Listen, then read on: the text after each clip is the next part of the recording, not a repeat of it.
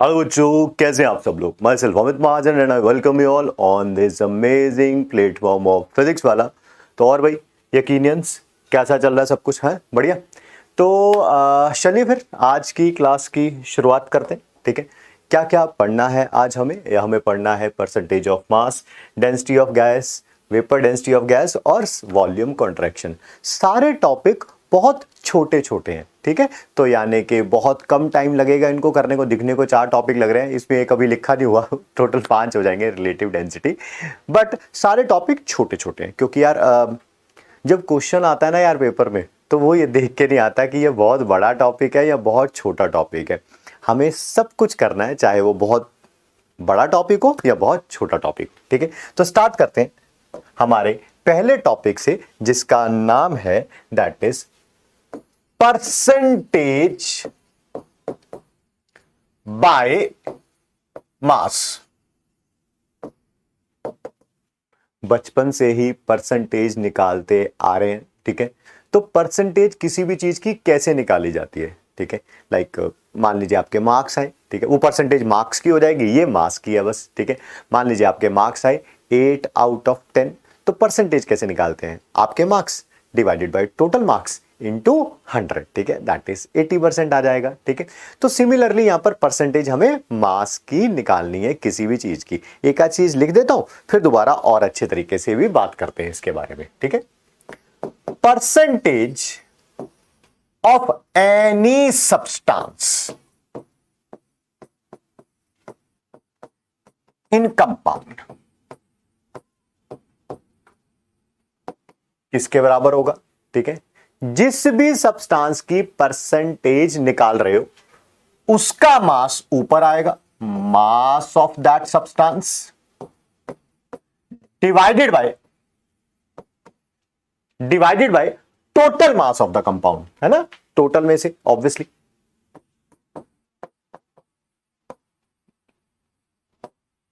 Into क्या आ जाएगा बच्चे, 100। ठीक है, एग्जाम्पल लेते हैं ताकि इसके ऊपर और ज्यादा क्लैरिटी हो सके। ठीक है, मान लीजिए आपसे कोई पूछे कि परसेंटेज बाय मास बताओ कार्बन की इन CO2। ठीक है भाई, कोई उसमें प्रॉब्लम नहीं है, इसको क्वेश्चन की फॉर्म में लिख लेते हैं। Find percentage by mass of carbon in CO2। बेटा कैसे निकालूंगा percentage of carbon in CO2। ऊपर क्या आ जाएगा बेटा, न्यूमिनेटर में क्या आ जाएगा। हम परसेंटेज किस सब्सटेंस की निकाल रहे हैं, कार्बन की निकाल रहे हैं, तो ऊपर किसका मास आ जाएगा, कार्बन का। Mass of carbon in CO2 divided by molecular mass. बेटा अब ये आपकी मर्जी है, इसको मॉलिक्यूलर मास लिखना है कि आपने ग्राम मॉलिक्यूलर मास जैसे मोलर मास लिखना है। ठीक है, पता है ना कि जैसे CO2 का मोलर मास लिखूंगा तो वो 44 ग्राम आ जाएगा, और अगर मॉलिक्यूलर मास लिखूंगा तो वो 44U आ जाएगा। ठीक ठीक, इतना ही फर्क पड़ेगा बस, और कोई फर्क नहीं पड़ेगा। Molecular mass of CO2। बेटा अगर ये U में होगा तो ये भी U में होगा, ये ग्राम में होगा तो ये भी ग्राम में होगा। मैं दोनों को रख के आपको अगले पेज पे सॉल्व करके दिखा देता हूं। ठीक है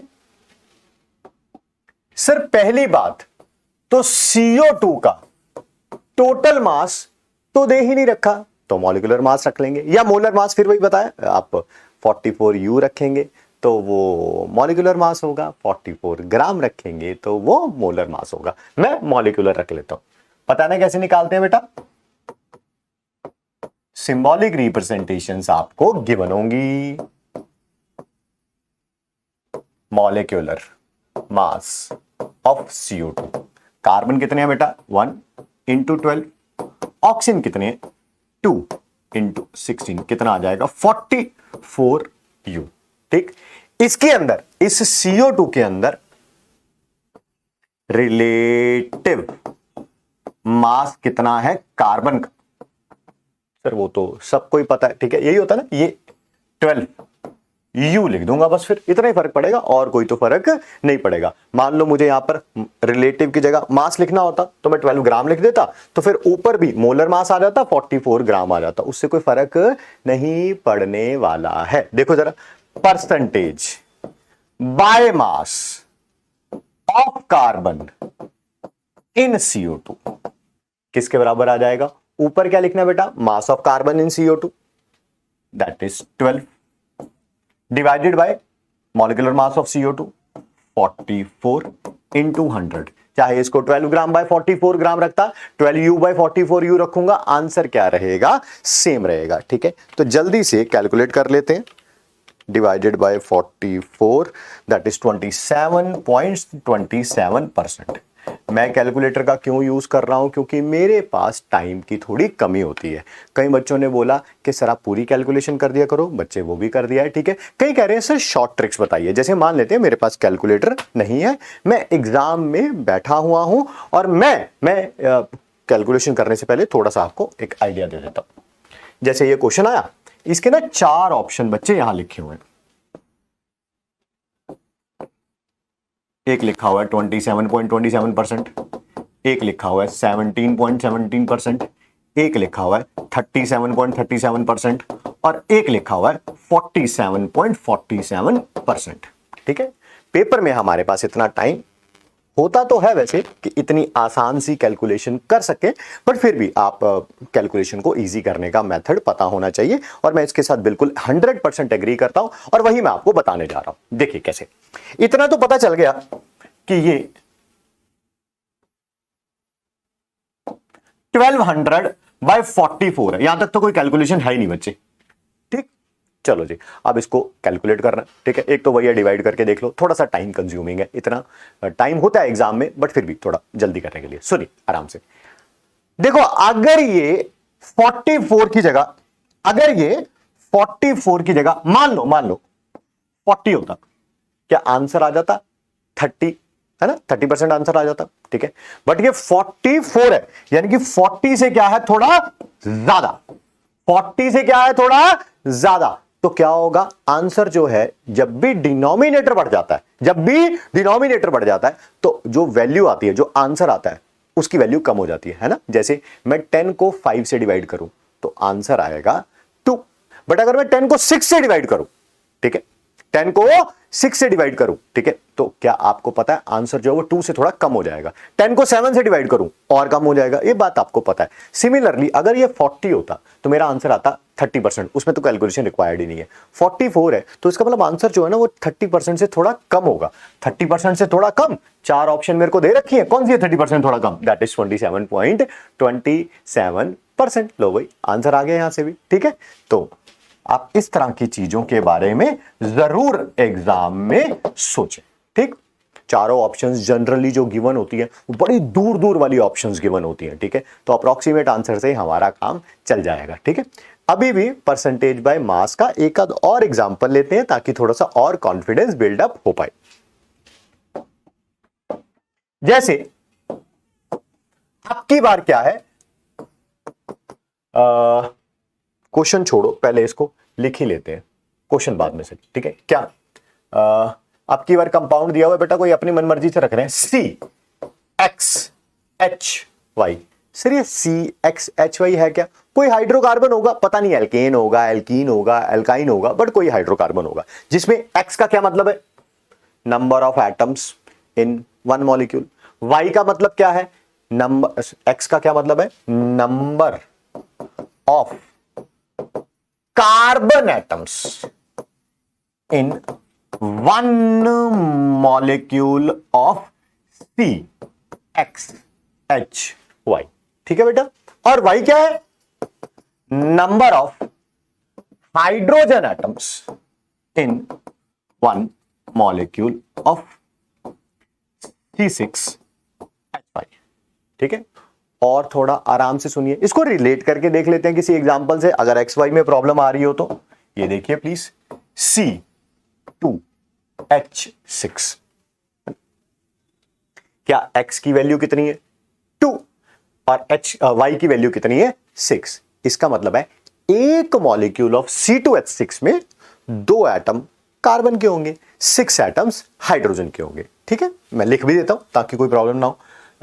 इन 1 molecule of C2H6 number of carbon atoms is 2 and in 1 molecule of C2H6 number of hydrogen atoms is 6। ठीक है बेटा, सिंपल सी बात थी। ठीक है, इसी को अगले पेज पर हम थोड़ा लिखते हैं। ठीक है, C6H5 में मान लो आपको परसेंटेज कार्बन की निकालनी है। किसकी निकालनी है?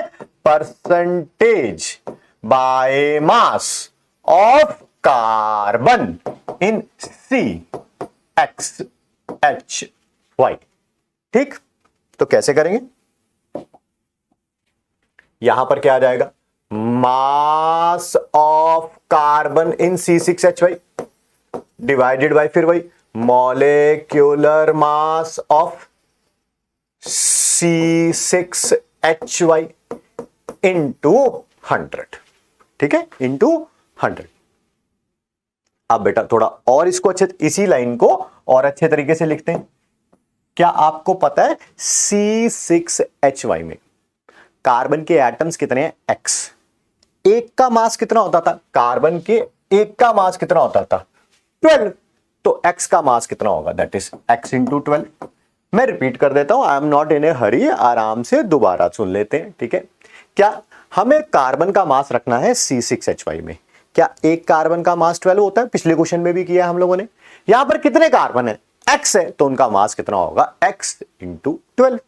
ठीक, चलिए नीचे क्या रखेंगे हम लोग? Molecular mass of C6H5। Molecular mass तो निकालना आता है, अभी अभी पीछे CO2 का भी निकाला था हम लोगों ने। एक कार्बन का कितना है बेटा? 12। तो X कार्बन का कितना हो जाएगा? 12X। एक हाइड्रोजन का कितना होता है सर? पता है वो तो हमें 1 होता है। Y का कितना होगा? एक का 1 है, तो Y का कितना होगा? Y into 100। यहां से परसेंटेज बाय मास निकल जाएगी कार्बन की इन C6H5। कोई कहे जी परसेंटेज बाय हाइड्रोजन भी बता दो। मैं तीसरी बार रिपीट कर रहा हूं, यहां पर X का मतलब है number of carbon atoms in 1 molecule of C6H5। अच्छा चलो एक ऐसा ही कर लेते हैं, percentage by hydrogen in C6H5। बेटा ऊपर क्या आ जाएगा? Mass of hydrogen in C6H5। नीचे क्या आ जाएगा? Molecular mass of C6H5 into 100। क्या डिनोमिनेटर तो सेम ही रहेगा? Yes sir, 12X plus Y, ये भी 100 ही रहेगा। ऊपर क्या आ जाएगा? एक हाइड्रोजन का मास 1, तो Y का कितना हो जाएगा? Y। ठीक है, वैसे आप इस तरह से भी कैलकुलेट कर सकते हो या आप इस तरह से भी कर सकते हो। मान लो, लेट कर लो, इसकी परसेंटेज सॉल्व करेंगे, कुछ ना कुछ तो आंसर आएगा। मान लेते हैं इसका आंसर आया 60, तो इसका कितना हो जाएगा? 40, क्योंकि टोटल दोनों की परसेंटेज मिला के 100 होनी है ना। इसका 60 तो इसका 40, इसका 32 तो इसका 68। इसी तरह से आंसर आ जाएगा। इसके ऊपर भी एक क्वेश्चन करके देख लेते हैं। ठीक है, जैसे ये देखिए, find percentage of carbon in C3H8।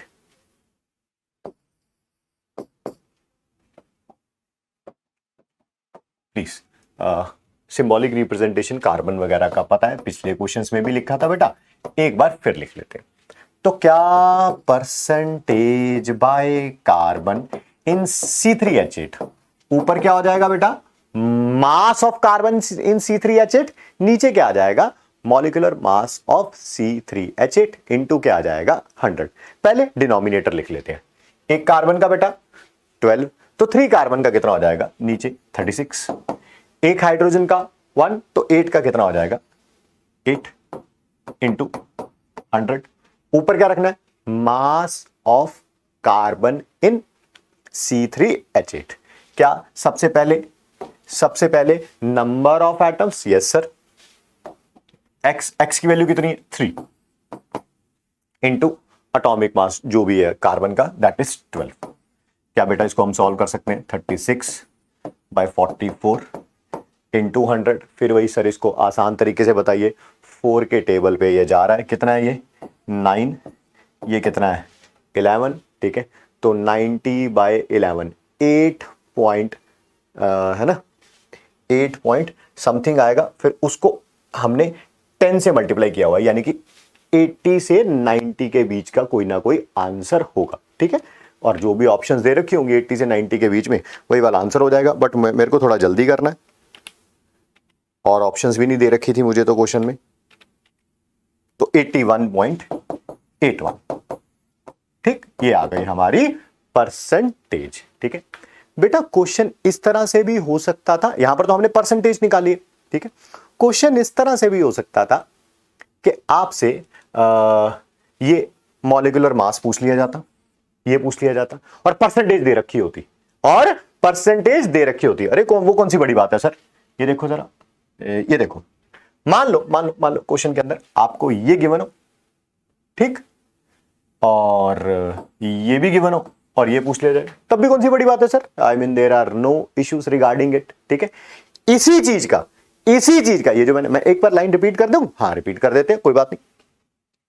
हमें परसेंटेज गिवन हो सकती है, ये भी गिवन हो सकता है, that is molecular mass of the compound, ठीक है।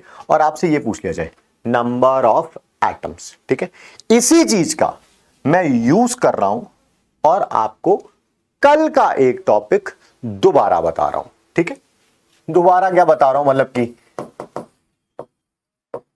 एक लाइन बताएंगे तो हमारे बहुत सारे क्वेश्चन इस टॉपिक के भी, ठीक है, और जो आज हमने पढ़ाया परसेंटेज बाय मास वाला, उसके भी दोनों कंबाइन हो जाएंगे, तो दोबारा बताने में कोई प्रॉब्लम नहीं है, ठीक है। सुनिए, कैनिज़ेरो मेथड क्या कहता था, किसी भी कंपाउंड के 1 मोल के अंदर कम से कम उसका एटॉमिक मास प्रेजेंट होगा, कम से कम उसका एटॉमिक मास प्रेजेंट होगा, उससे ज्यादा हो सकता है, ठीक है। मैं लिख देता हूं दोबारा, वैसे कल लिखा था बट कोई बात नहीं मेरे बच्चे। 1 mole of any compound must have at least atomic mass of each element, है ना। उससे ज्यादा हो सकता है बट कम से कम तो एटॉमिक मास होगा।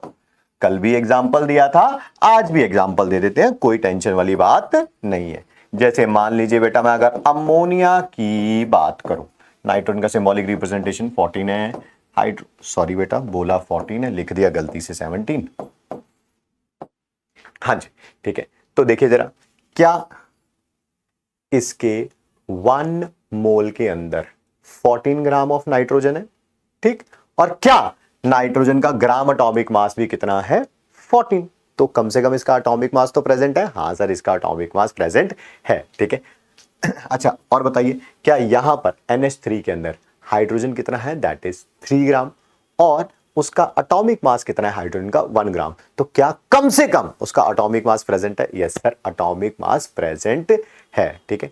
अब देखो, कैनिज़ेरो मेथड्स के क्वेश्चन हम सारे इसी से पढ़ लेंगे, परसेंटेज बाय मास से, इसी से पढ़ लेंगे परसेंटेज बाय मास से। ये देखो जरा, अरे कहां गया, ये रहा जी हमारा पहला क्वेश्चन, ठीक है। क्या ये कल क्वेश्चन कराया था, यस सर कल ये क्वेश्चन कराया था, कल हमने उसको कैनिज़ेरो मेथड से पढ़ाया था। आज हम लोग क्या करेंगे, इसी को परसेंटेज बाय मास से कर लेंगे। ध्यान से देखिए, a compound possesses 8% sulphur by mass, ठीक है sir. Percentage of sulphur by mass दे रखी है, कितनी दे रखी है सर, 8% दे रखी है, कोई बात नहीं। The least molecular mass of compound, क्या अभी हम लोगों ने कैनिज़ेरो मेथड में, पीछे कर देते हैं ताकि अब मेरे बच्चे देख सकें उसको, क्या अभी हम लोगों ने कैनिज़ेरो मेथड में पढ़ा है कि मॉलिक्यूलर मास के अंदर कम से कम हर एक एटम का एटॉमिक मास तो जरूर होगा, कम से कम होगा, उससे ज्यादा हो सकता है। एग्जांपल आपके सामने है, बस इसी को यूज कर रहा हूं और फॉर्मूले में पुट कर रहा हूं, खत्म। ये देखिए प्लीज, क्या percentage of sulphur in compound, जो भी है ये कंपाउंड है ना, नाम लिखा ही नहीं तो मैं कंपाउंड ही बोल रहा हूं इसे, क्योंकि कंपाउंड तो किसी को भी बोल सकते हैं। क्या परसेंटेज बाय मास का यही फॉर्मूला पढ़ा था हम लोगों ने? That is mass of sulphur, है ना, in the compound divided by molecular mass of compound into 100। बेटा ये सल्फर का जो रिप्रेजेंटेशन है 1632, ये क्वेश्चन में गिवन होगा, इसकी टेंशन नहीं लेनी आप लोग को। क्वेश्चन पढ़ते हैं। क्या हम लोगों को बेटा ये पूछा हुआ है, ये देखो जरा, पेन दूसरा ले, मॉलिक्यूलर मास, क्या ये पूछा हुआ है? यस, सॉरी, ये पूछा हुआ है। Yes sir. क्या आपको ये दे रखा है? Yes sir.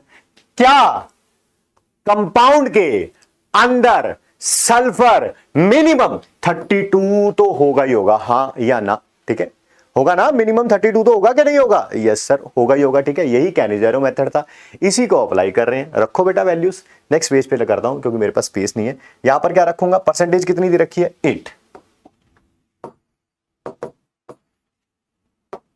Mass of sulphur in compound, कैनिज़ेरो method कहता है कि कम से कम सल्फर जो है वो 32 तो होगा ही होगा, उससे ज्यादा हो सकता है बट 32 तो होगा ही होगा, divided by molecular mass into 100। बस बेटा इसको सॉल्व कर लेंगे।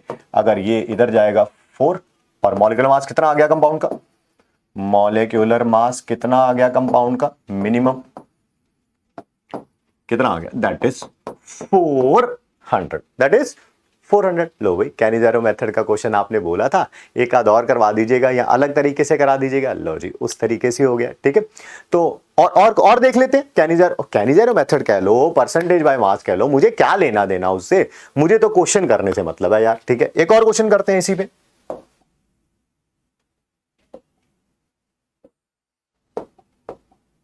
हाँ, ये देखिए क्वेश्चन क्या है।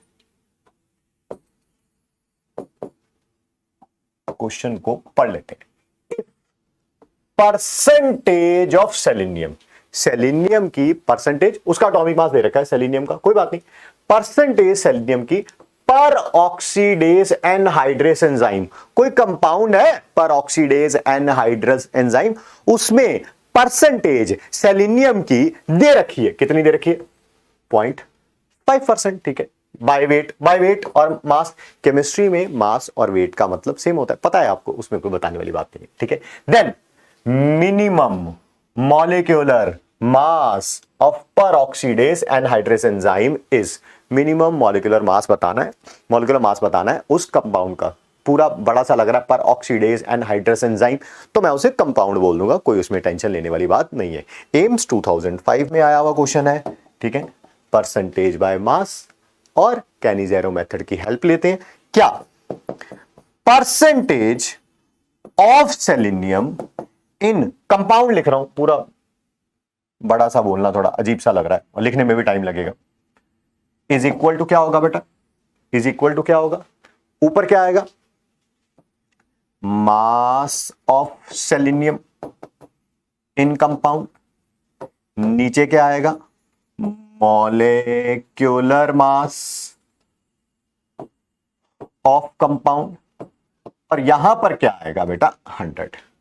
क्वेश्चन में क्या बेटा हम लोगों को ये पूछा हुआ है, मॉलिक्यूलर मास कंपाउंड का ये पूछा हुआ ना, find the minimum molecular mass of the compound.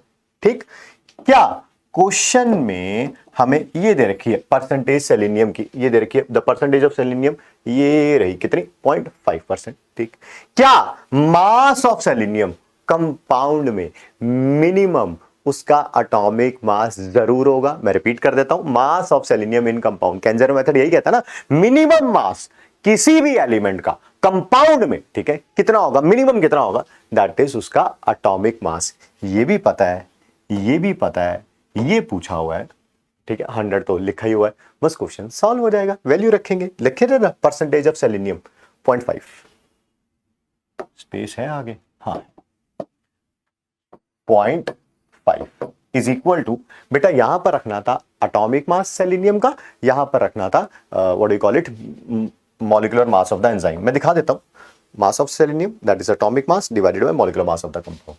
Atomic mass 78.4 divided by molecular mass जो आपको फाइंड आउट करना है, इनटू क्या आ जाएगा, 100 आ जाएगा। ठीक है, कैलकुलेशन इसकी भी बहुत आसान है। कैसे, ये देखिए, पहली बात तो ये पॉइंट से ये पॉइंट कैंसिल आउट हो जाएगा। ठीक है, क्या या इस तरह से कर देता, वो ज्यादा बेटर रहता, वो ज्यादा बेटर रहता।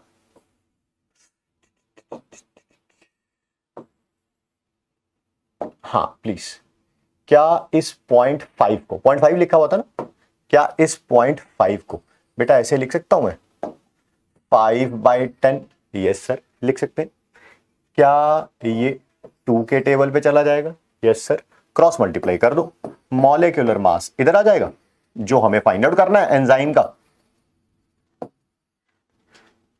Compound, that is 784 into 2। 784 into 2 कितना हो जाएगा, 700 को 2 से करेंगे तो 1400, 84 को 2 से करेंगे तो 168, 1400 में 168 ऐड करेंगे तो 1568 है ना। 2 को इधर कर दिया, 0.5 ही था ना यार, मैंने वैल्यू गलत तो नहीं रख ली? हाँ नहीं, ठीक है, 0.5 ही है, 1568। तो इन्होंने, अगर हम चारों ऑप्शंस देख लें बेटा, तो इन्होंने आंसर जो है वो क्या किया हुआ है, राउंड ऑफ 3 डिजिट तक। तो हम भी इसको क्या कर लेंगे, 3 डिजिट तक क्या कर लेंगे, राउंड ऑफ। ठीक है, हालांकि होना तो यही चाहिए आंसर 1570, फिर आगे क्या आएंगी, 2 0 आएंगी। ठीक है, बट इन्होंने इसको क्या किया हुआ है, राउंड ऑफ किया हुआ है। कहां तक किया हुआ है, 3 डिजिट्स तक राउंड ऑफ किया हुआ है।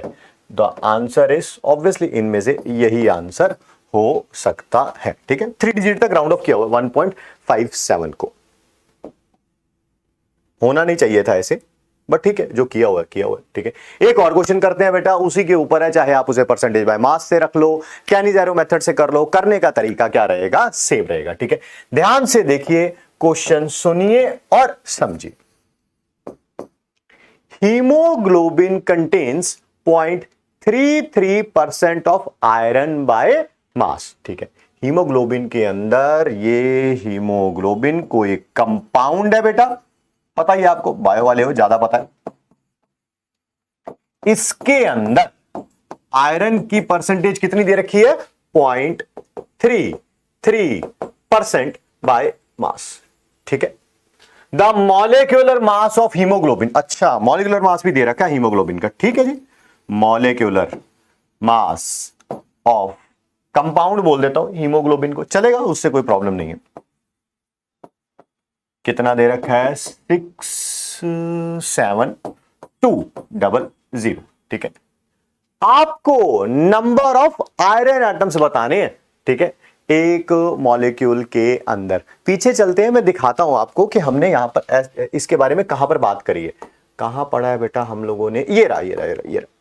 ठीक है, क्या इसी के बारे में हमने बोला था कि ऐसा भी हो सकता है, जस्ट थोड़ी देर पहले बोला मैंने, आप वीडियो पीछे जाके भी देख सकते हैं, मैं दोबारा भी रिपीट कर देता हूं, कोई टेंशन वाली बात नहीं है, कि ऐसा हो सकता है आपको परसेंटेज बाय ये दे रखी हो, ये दे रखा हो, और आपसे ये पूछा जाए, ये एक्स पूछा जाए। एक्स क्या है, number of carbon atoms in one molecule. वैसा ही क्वेश्चन वहां पर भी है। ठीक है, बस वहां पर आयरन के एटम्स पूछे हुए हैं, बिल्कुल सेम चीज अप्लाई करेंगे। चलिए करते हैं, कहां गया, ये रहा। ठीक है, इसी के नेक्स्ट पेज पे लिख रहा हूं बेटा, क्या, percentage of iron in compound, compound मतलब हीमोग्लोबिन, किसके बराबर होगा, that is mass of iron, mass of iron in compound into 100, नीचे क्या आना था, मॉलिक्यूलर मास ऑफ कंपाउंड। क्या बेटा आपको परसेंटेज दे रखी है, पीछे देखें क्वेश्चन में कितनी परसेंटेज, 0.33%। क्या आपको मॉलिक्यूलर मास जो है कंपाउंड का भी दे रखा है, यस सर, देख लीजिए पीछे, 67200, 67200। और ऊपर क्या आ जाएगा, mass of iron in compound. Mass of iron की जगह के पर क्या लिखूंगा, वही कार्बन की तरह, क्योंकि अगर एक यहां पर Fe होता, अगर यहां पर एक ही Fe होता तो उसका एटॉमिक मास रख देता 56, बट हमें तो पता ही नहीं है कितने हैं, हमें तो पता ही नहीं है, तो मैं क्या रखूंगा यहां पर x इंटू 56। x क्या है, नंबर ऑफ एटम्स ऑफ क्या, आयरन, ठीक है। x की वैल्यू मिनिमम 1 हो सकती है, बट एक से ज्यादा भी तो हो सकती है ना, 2 3 4 5, भाई वो तो पता नहीं, वो तो हम फाइंड आउट करेंगे तो पता चल जाएगा, ठीक है। चलिए यही फाइंड आउट करना, सॉल्व करेंगे बेटा। तो x की वैल्यू कितनी आ जाएगी, 67 200 इंटू 0.33 डिवाइडेड बाय 5600, ये 5600 नीचे आ जाएगा, ये 67 200 5600, देखते हैं 0.33 लिखना है पहली बात, तो यहां पर ये 00 से 00 कैंसिल आउट हो जाएगा, यहां पर पॉइंट हटाऊंगा तो यहां पर 100 आ जाएगा, तो फिर क्या हो जाएगा 672 इंटू 33 डिवाइडेड बाय 5600, आंसर आ रहा है 3.96, जो कि अप्रोक्सीमेटली कितना होगा 4। भाई एटम्स फाइंड आउट कर रहे हो ना, क्या एटम्स कभी 3.96 हो सकते हैं सर, यहां तो 3 हो सकते हैं या 4 हो सकते हैं, 3.96 का मतलब है क्या, क्या चांसेस है क्या ज्यादा होने के, 4 एटम्स होने के, है ना। 3.96 को 3 तो नहीं बोल नहीं सकता, तो ऑब्वियसली कितने एटम्स होंगे, 4। Therefore number of iron atoms in one molecule of compound, compound भाई हीमोग्लोबिन, इज इक्वल टू 4। क्या कोई ऐसी ऑप्शन दे रखी है, हाँ, that is option number C दे रखी है, ठीक है। तो आप देखेंगे कैनिज़ेरो मेथड पे भी और हम लोगों ने परसेंटेज बाय मास पे भी बहुत सारे क्वेश्चन देख लिए हैं, ठीक है। चलिए बेटा एक छोटा सा टॉपिक बताना है, मेरे ख्याल से 10 मिनट के अंदर फिनिश भी हो जाएगा, ठीक है। वो टॉपिक का नाम क्या है, क्योंकि है तो ये किसी और चैप्टर में, जिस चैप्टर में है वहां पर बहुत डिटेल में पढ़ेंगे, बट कई बुक्स के अंदर ना एक दो क्वेश्चंस फर्स्ट चैप्टर में भी डील करने के लिए दे रखे हैं, तो मैंने कहा एक ब्रीफ इंट्रोडक्शन तो डेफिनेटली दिया ही जा सकता है टॉपिक का, ठीक है। टॉपिक का नाम है that is ideal gas equation. पता है जी आपको, मतलब कि इसके बारे में हमारा काम है एक बार बता देना, फिर भी पता है PV is equal to nRT को हम लोग क्या बोलते हैं, आइडियल गैस इक्वेशन, ठीक है। गैस के बारे में बात हो रही है, कौन सी गैस के बारे में बात हो रही है, आइडियल गैस के बारे में बात हो रही है। सर P क्या है यहां पर, that is pressure of gas. Sir V क्या है, that is volume of gas. N क्या है, number of moles of gas.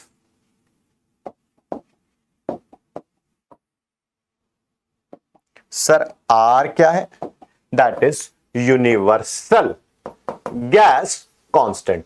हर एक गैस के लिए इस कांस्टेंट की वैल्यू फिक्स्ड है, ठीक है, लाइक 0.0821। ये R की वैल्यू हो सकती है, R की वैल्यू ये भी हो सकती है 0.083, R की वैल्यू ये भी हो सकती है 8.314, और R की वैल्यू अप्रोक्सीमेटली लिख रहा हूं 1.987 आना है, बट R की वैल्यू 2 भी हो सकती है। सर हमें कैसे पता चलेगा, पेपर में न्यूमेरिकल आ गया, ये यूज करनी है, ये यूज करनी है, ये यूज करनी है, ये यूज करनी है, ठीक है। वैसे पता होगा, फिर भी हमारा काम है बताना ये वाली कब यूज होगी, जब जब वॉल्यूम जो है गैस की वो लीटर में हो, प्रेशर एटीएम में हो। न्यूमेरिकल आएगा ना, न्यूमेरिकल में वॉल्यूम जो दे रखी होगी वो लीटर में, वॉल्यूम गैस की जो दे रखी होगी वो लीटर में दे रखी होगी, प्रेशर एटीएम में दे रखा होगा, तो आर की ये वैल्यू यूज करनी है। इसी वैल्यू को आसान में लिखने के लिए हम 1/12 भी लिख देते हैं, 1/12 लीटर एटीएम पर केल्विन पर मोल। थोड़ा अच्छे तरीके से इसको एक जगह पर लिख दें, ये लीजिएगा, ठीक। अच्छा, आर की ये नीचे वाली वैल्यू कब यूज होगी, ये नीचे वाली कब यूज होगी, लीटर बार पर केल्विन पर मोल।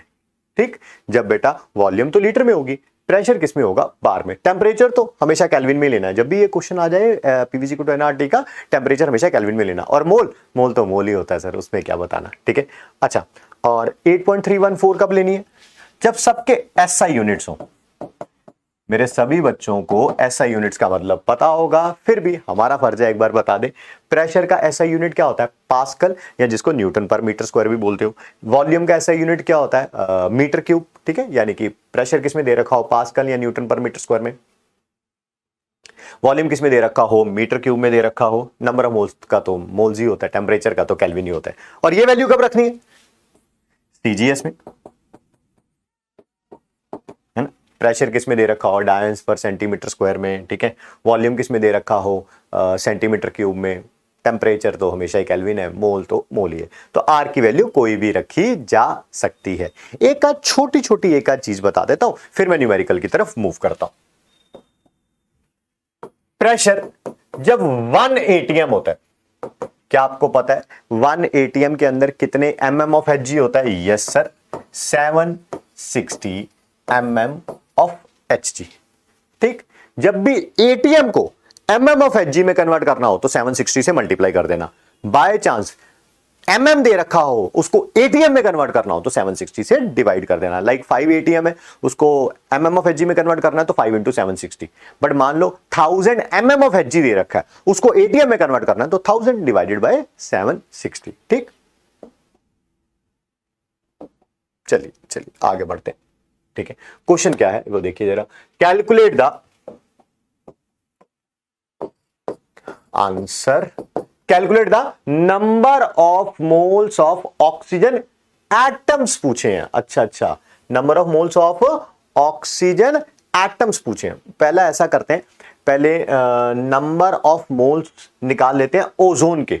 ठीक है, एटम्स 2 मिनट बाद में बात करेंगे। ठीक है, सबसे पहले तो नंबर ऑफ मोल्स किसके निकालूंगा, ओजोन की। जब वॉल्यूम कितनी दे रखी है, 3 लीटर दे रखी है। टेम्परेचर 27 डिग्री सेल्सियस है। बेटा डिग्री सेल्सियस को केल्विन में कैसे कन्वर्ट करते थे, उसमें 273 ऐड कर देते हैं। आंसर क्या आ जाएगा, 300। और प्रेशर कितना दे रखा है, 8.21 एटीएम। ठीक है बेटा, करके देखते हैं। इसकी तो 2 ऑप्शन भी सेम दे रखी हैं, बट हमें क्या लेना देना, हमें तो क्वेश्चन करने से मतलब है। क्वेश्चन सॉल्व करते हैं। नेक्स्ट पेज पे नंबर ऑफ मोल्स, वॉल्यूम, सब कुछ दे रखा है। क्या हम PV is equal to nRT लगा सकते हैं? यस सर, लगा लीजिए। प्रेशर कितना दे रखा है बेटा, 8.21। वॉल्यूम कितनी दे रखी है, 3। नंबर ऑफ मोल्स हम ओजोन के फाइंड आउट कर रहे हैं, ऑक्सीजन एटम के 2 मिनट बाद, बट पहले ओजोन के। आर की वैल्यू 0.0821 और टेम्परेचर कितना दे रखा है, 300। बेटा कैलकुलेशन आसान है, मेरे ख्याल से बिना देखे ही हो जाएगी। जैसे ये यहां पर 100 आ जाएगा, ये हटाऊंगा तो यहां पर 10,000 आ जाएगा। 821 से 821 कैंसल आउट हो गया। ठीक है सर, ये 20 के साथ 20 कैंसल आउट हो जाएगा। ठीक, क्या 3 के साथ 3 कैंसल आउट हो जाएगा। ठीक, ये 00 के साथ 00 कैंसल आउट हो जाएगा। तो नंबर ऑफ मोल्स ओजोन के कितने आ गए, 1।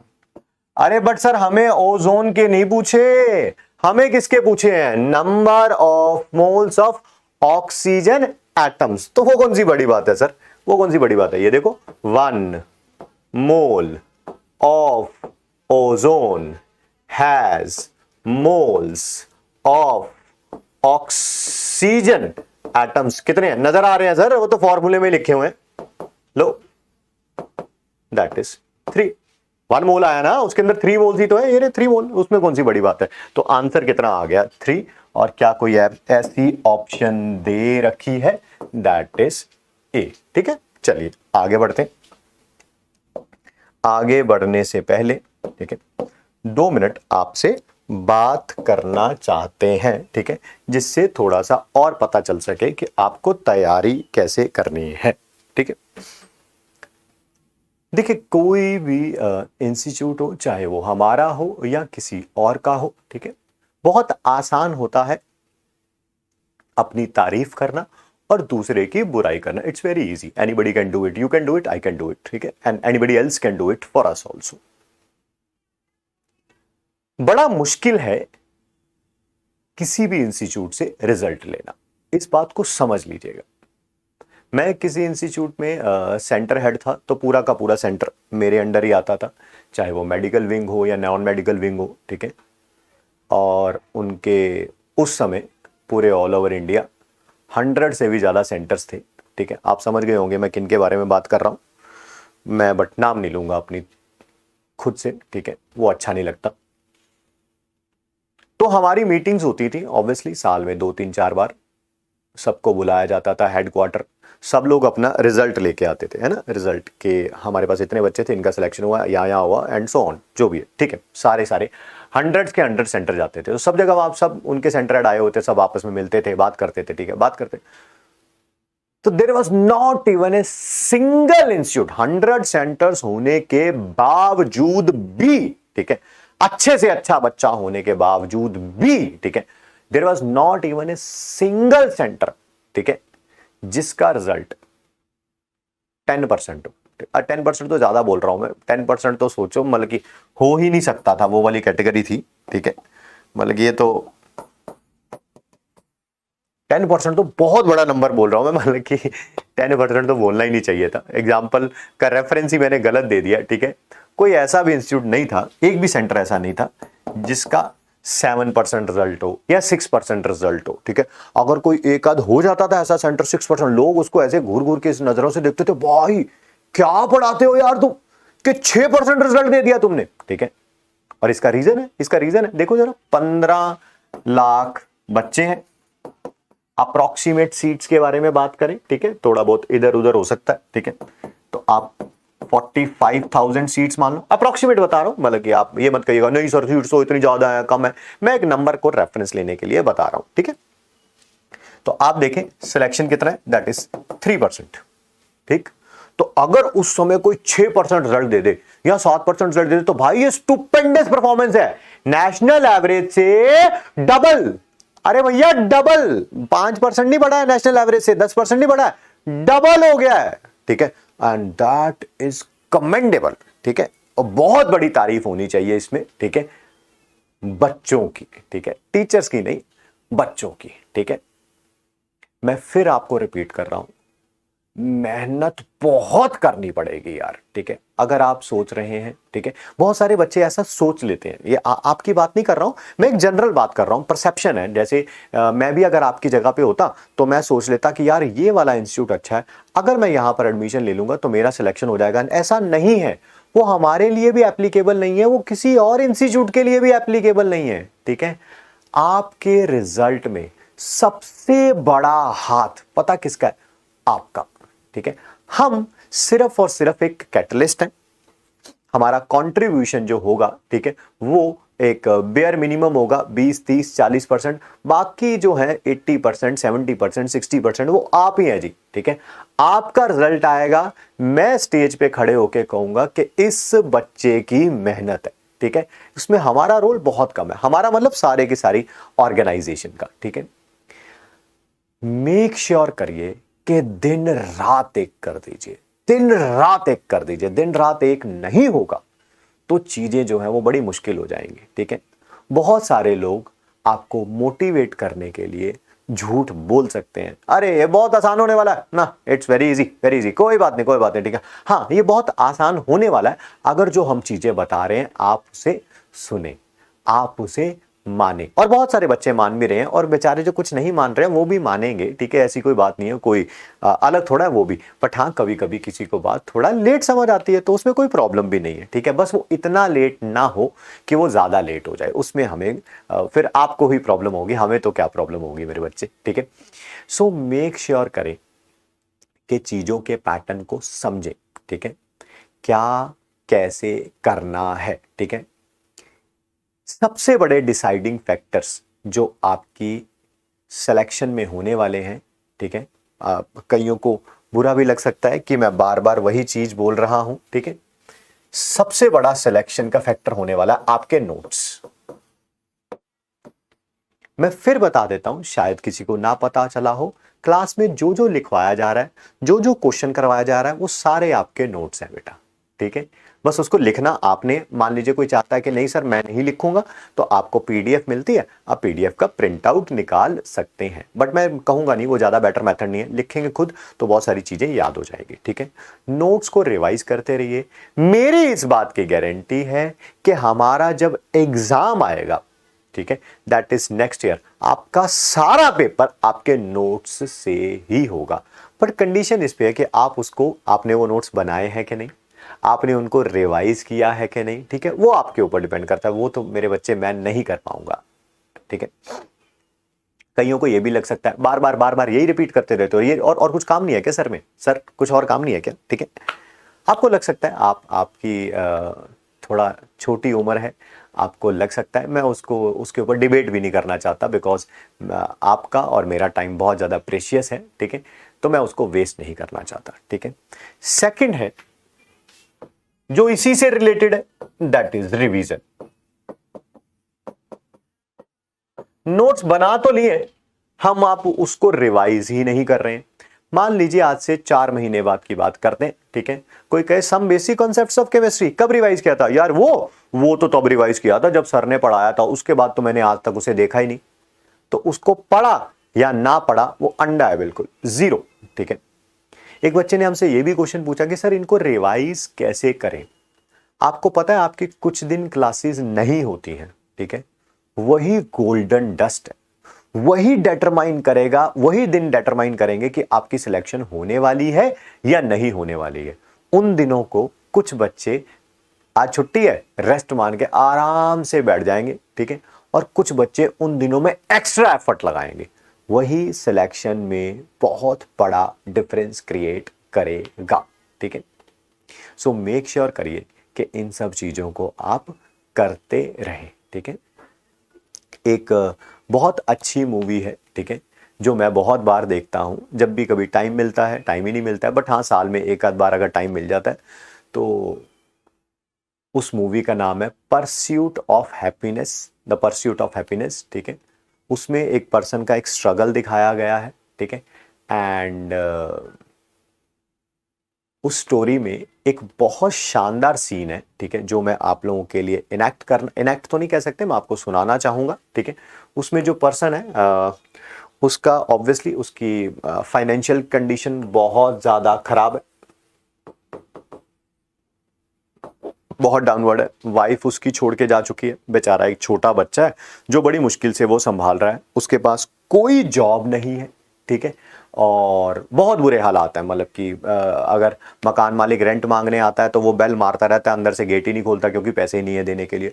तो इतनी बुरी कंडीशन में, ठीक है, उसको एक जगह से कॉल आता है, उस समय लैंडलाइंस होती थी, लैंडलाइन पे कॉल आता है और उधर से जो भी पर्सन होता है वो उसे बोलते हैं कि एक नंबर नोट कर लो, ऐसे कोई रैंडम नंबर अपनी तरफ से लिख रहा हूं मैं, 1053278968 ऐसे, ठीक है, ये फोन नंबर नोट कर लो और इस फोन नंबर पे कल कॉल करना और तुम्हारा इंटरव्यू शेड्यूल किया जाएगा, ठीक है।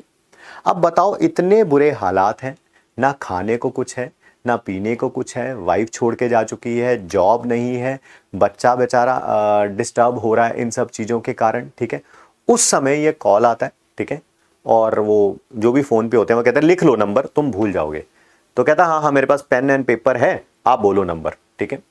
बेचारे के पास पेन एंड पेपर भी नहीं होता, नंबर नोट डाउन करता है 1053278968, ठीक है, और अपने घर से निकल जाता है, ठीक है, क्योंकि पेन पेपर है नहीं, भूल जाएगा, नहीं लिखेगा नंबर तो, और रास्ते पे बोलता हुआ चलता है 1053278968, 1053278968, 1053278968, ऐसे बोलता हुआ चलता जा रहा है, चलता जा रहा है, चलता जा रहा है, चलता जा रहा है। सड़क पे चलता हुआ लोग जो उसके आसपास से गुजरते हैं उनको लगता है कितना बेवकूफ सा इंसान है, शायद पागल है ना, पागल भी कहा जा सकता है, बेवकूफ भी कहा जा सकता है। एक नंबर है 1053278968, इसको रिपीट करता जा रहा है, करता जा रहा है, करता जा रहा है, करता, और सड़क पे चलता जा रहा है, चलता जा रहा है, चलता जा रहा है।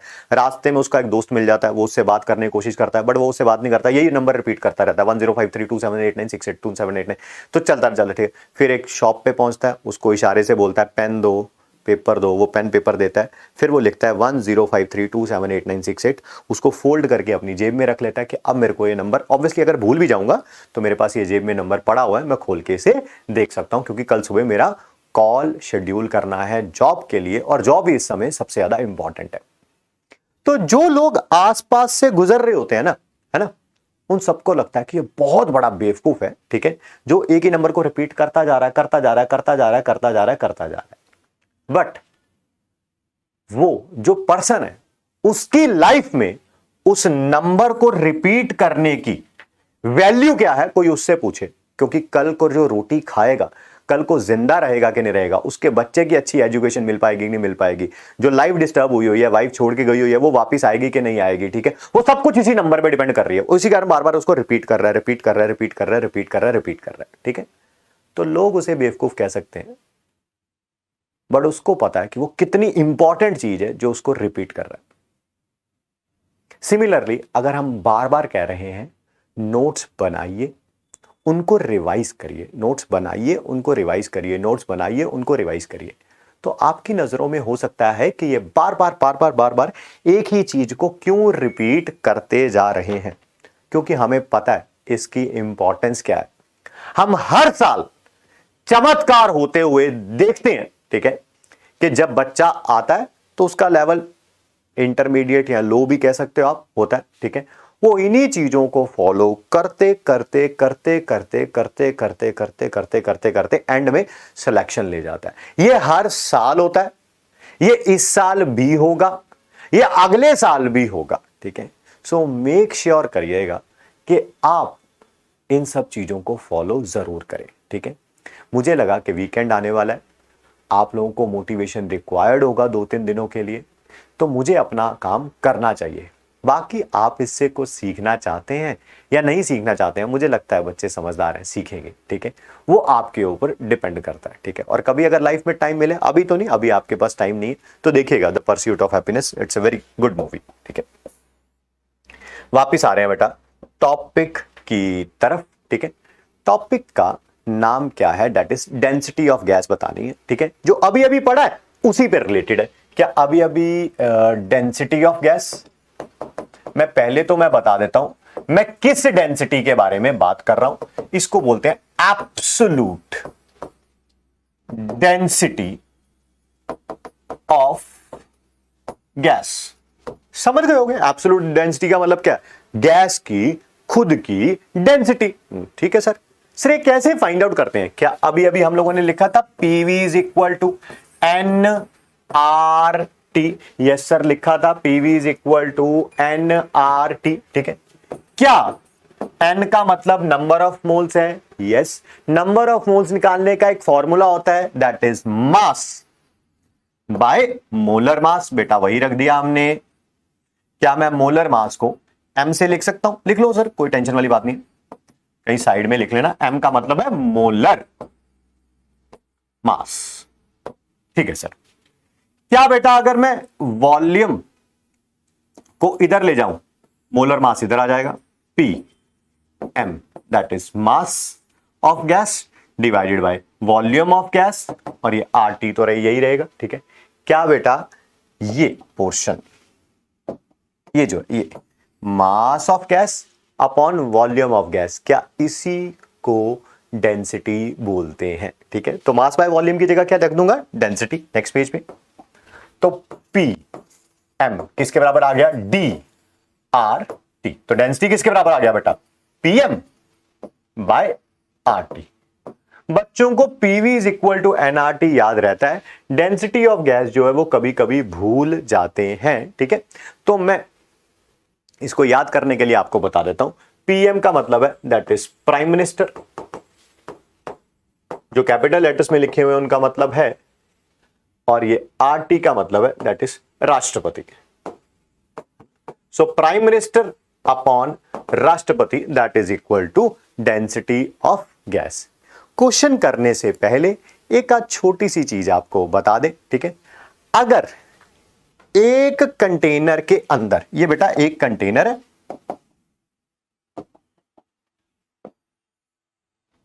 इसके अंदर सिर्फ एक ही गैस है, कितनी गैसेस बोला, सिर्फ एक ही गैस है, तो उसे क्या बोलेंगे आप, डेंसिटी ऑफ गैस। ये कौन सी बड़ी बात बताई सर, यही तो पढ़ा रहे हो इतनी देर से। और ये m क्या है, that is molar mass of gas. Time waste कर दिया सर आपने पूरे 30 सेकंड्स, इसमें कौन सी बड़ी बात थी, इतनी देर से यही तो पढ़ा रहे हो, बस एक बार लिख दिया मैंने, ठीक है। क्यों लिखा मैं नेक्स्ट पेज पे बता रहा हूं बच्चे। मान लो एक कंटेनर के अंदर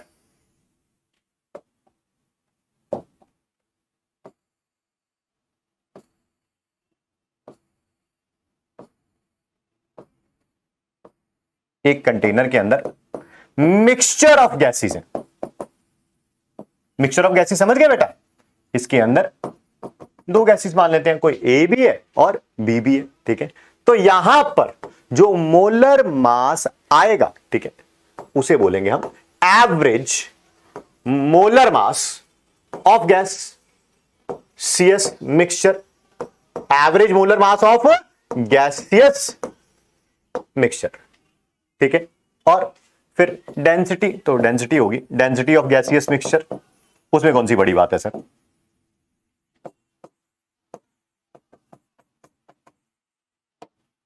बेटा इतना हम सबको पता है, लास्ट क्लास में पढ़ा था, फिर भी मैं एक बार बता देता हूं आप लोगों को। एक मोल का मास मोलर मास होता है, ठीक है। तो यहां पर जो एवरेज मोलर मास आएगा गैसियस मिक्सचर का, एवरेज मोलर मास आएगा गैसियस मिक्सचर का, उसका मतलब पता क्या है कि नंबर ऑफ मोल्स कितने, 1 है ना, वही तो बोला, एक मोल का मास उसका मोलर मास होता है। तो एवरेज मोलर मास मतलब एवरेज मोलर मास जो भी आएगा, ठीक है, इसका मतलब total moles of gaseous mixture कितने होंगे, दैट इज 1, यानी कि A plus B total number of moles कितने होंगे, दैट इज 1, ठीक है ना। अगर मतलब कि हम बात कर रहे हैं एवरेज मोलर मास की, एवरेज मोलर मास जो होता है, या मोलर मास कह लो, एवरेज मोलर मास कह लो, बात एक यार। मोलर मास कब बोलूंगा, जब एक गैस होगी। एवरेज मोलर मास कब बोलूंगा, जब दो या ज्यादा गैसेज होंगी, ठीक है। चाहे एक गैस हो, चाहे बहुत सारी गैसेज हो, एक मोल के मास को ही हम एवरेज मोलर मास बोलते हैं, ठीक है सर। ये सारी चीजें समझ आ गई। क्वेश्चन को आगे बढ़ाते हैं और देखते हैं क्या है।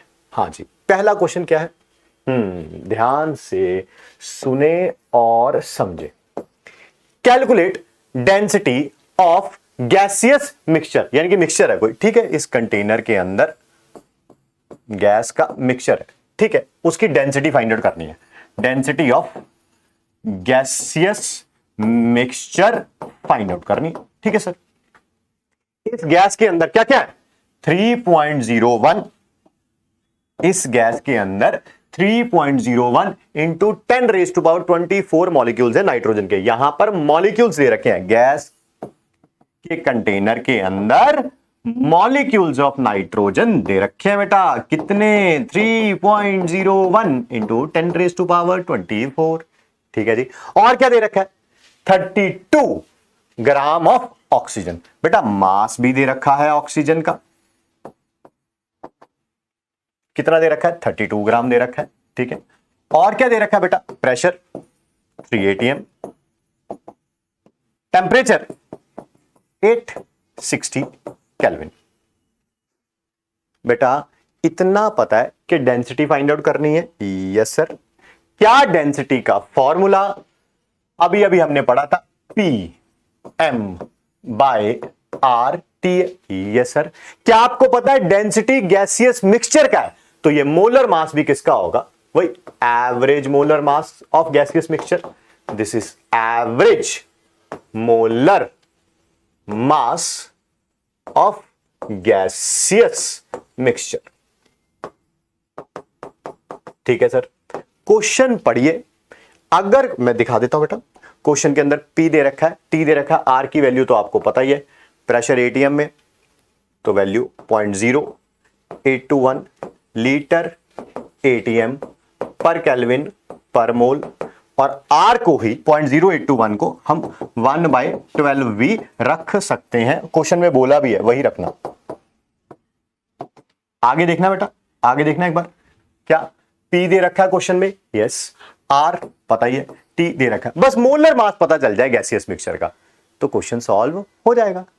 ध्यान से देखो और बताओ इस कंटेनर के अंदर क्या क्या है। एक तो नाइट्रोजन के मॉलिक्यूल्स दे रखे हैं,